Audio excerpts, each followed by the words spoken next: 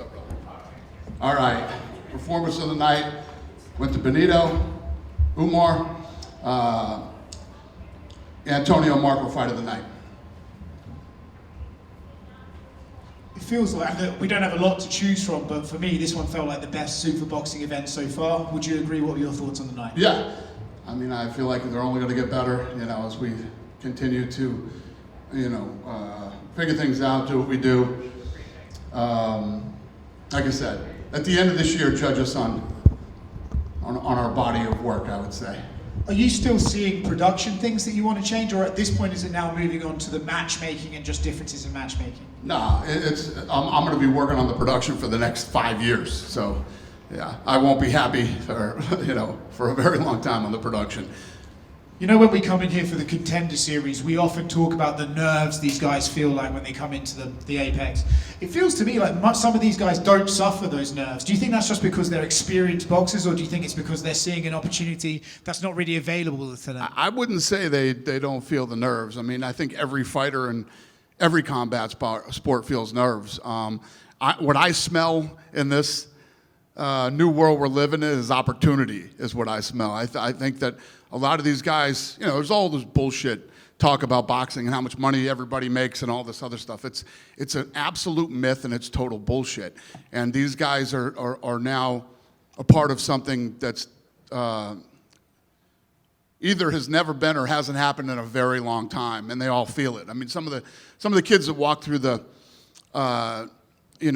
headquarters here are telling their people, like, I feel like I'm getting signed by the New England Patriots, or they feel like they're being treated like athletes, and they feel like professional athletes. So the more that starts to happen, and the more this starts to feel like home, I think you're going to see a lot of what you saw tonight.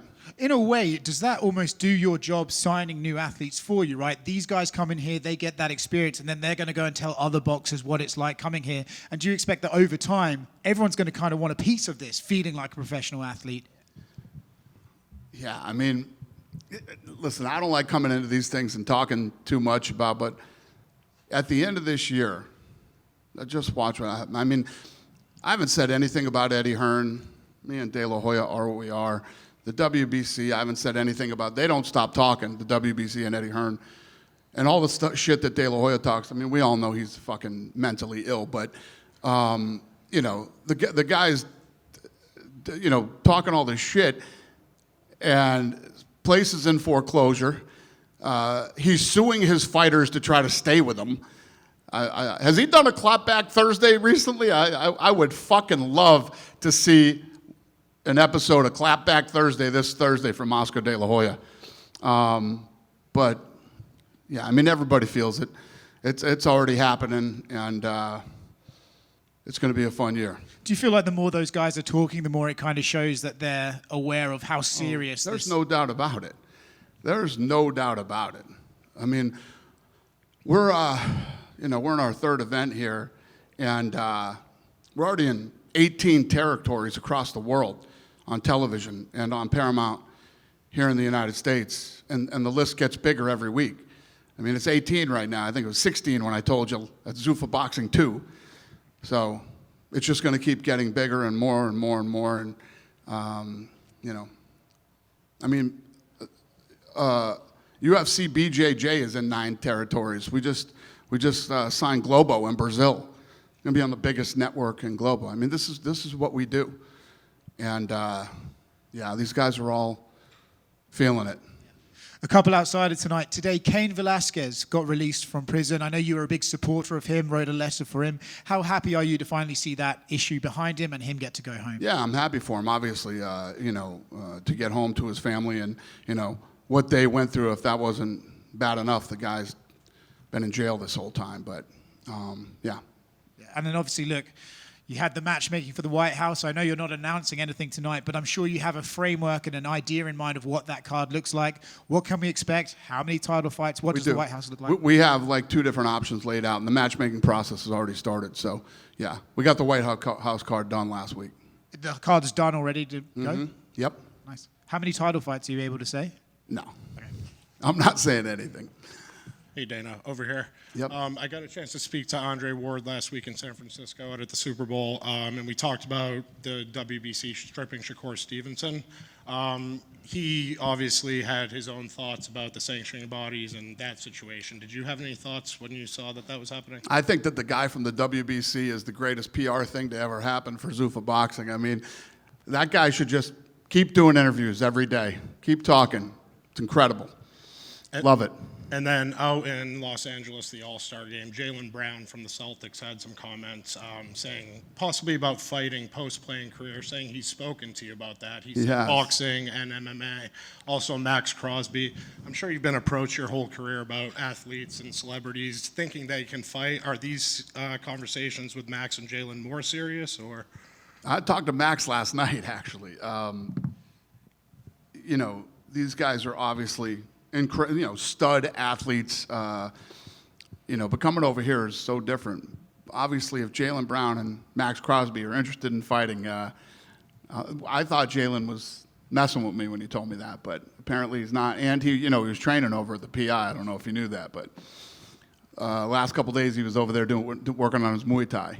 Yeah. So I think it's awesome. I think it's awesome that these guys want to try to fight.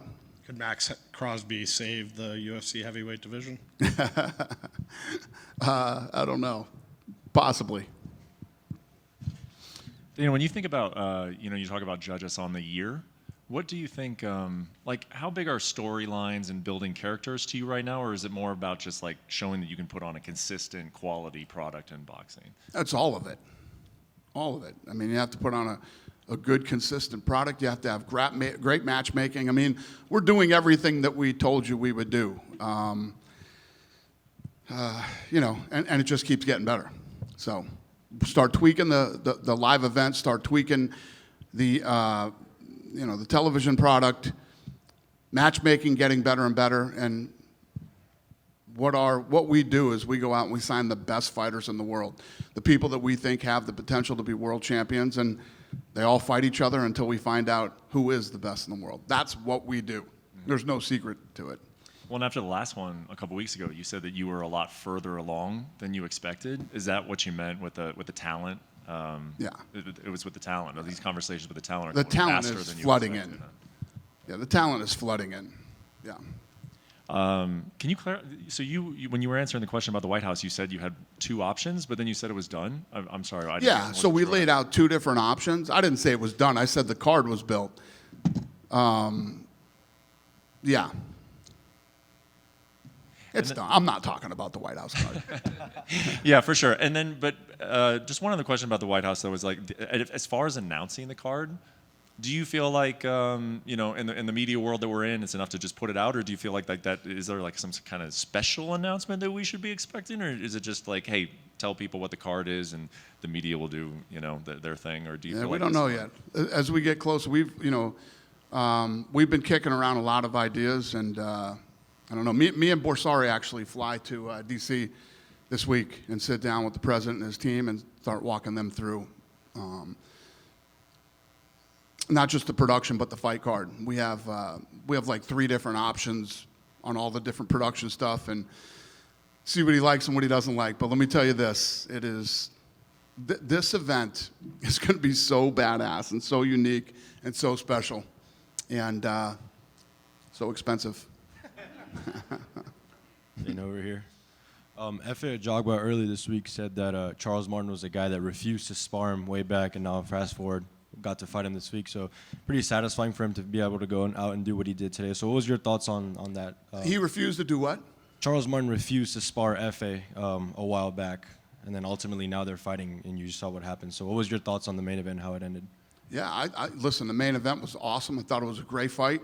The whole main card was incredible. So, I don't know about the sparring stuff.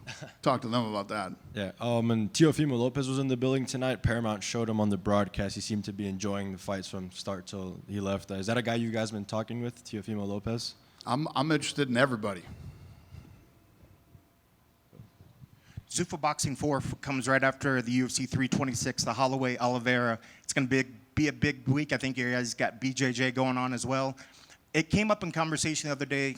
Since the event is on Sunday, the UFC has their event out there at the T-Mobile.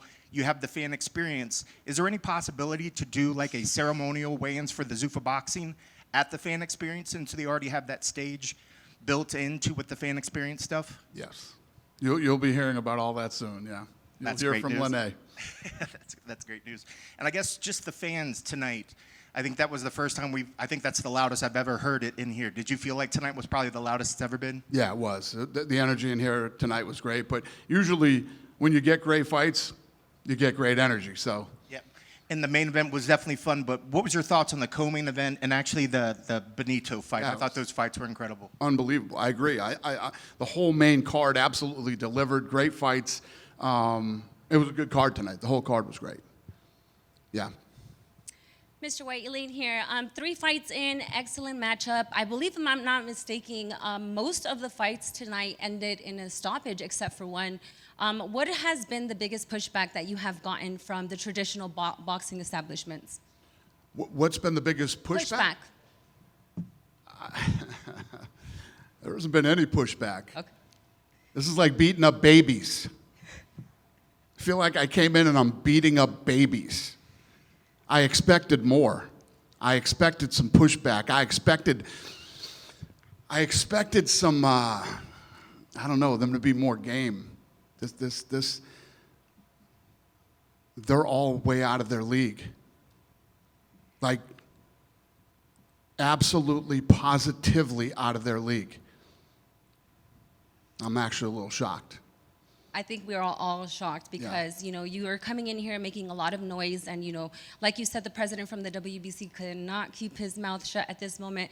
A lot of boxing politics say that, you know, a league like, you know, what you're bringing up right now is kind of preventing the biggest fights from happening. Do you believe that your structure eliminates that problem? Well, listen, at the end of the day, you guys are supposed to be the experts on what's going on and you know, like I said, I'll lay out a body of work this year, and then you can judge me by how this thing plays out. But, you know, everybody knows that this thing's been broken for a long time. I said what I was going to do. You know, I didn't say anything. I've never said anything bad about the WBC or the IBF or any of them. I just said I'm not going to do business with them. You know, I'm going to do my own thing. And then I saw, you know, Eddie Hearn saying that the belt is cringy and all this stuff. I don't, you know, I don't think anybody looks at Eddie Hearn and says, "Oh, this guy's a visionary," or you know, the guy's been in boxing forever. I look at him like most politicians. You've done nothing in the sport except stay in the lane and, you know, play by all the rules and, you know, ride right along with what's. But you ended up becoming part of the problem, is what happened. And I don't want to sit here and smash Eddie Hearn or anything else, but Eddie Hearn works for his dad. You know what I mean? He works for Dad. And, you know, I don't think he's come in and ever had any type of vision, whereas we do. And we're gonna change the entire sport. And I understand the people who are the status quo in boxing don't like it. But it doesn't mean they can't still do their thing. If your thing is as good as you think it is, and you are as good as you think you are, then do your thing.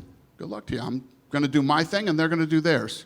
Absolutely. I feel like you know, your message going forward has always been the same. Do you, and I do me. And you know, a lot of people saying that centralized boxing under one structure gives way too much control to one entity. How do you respond to that concern?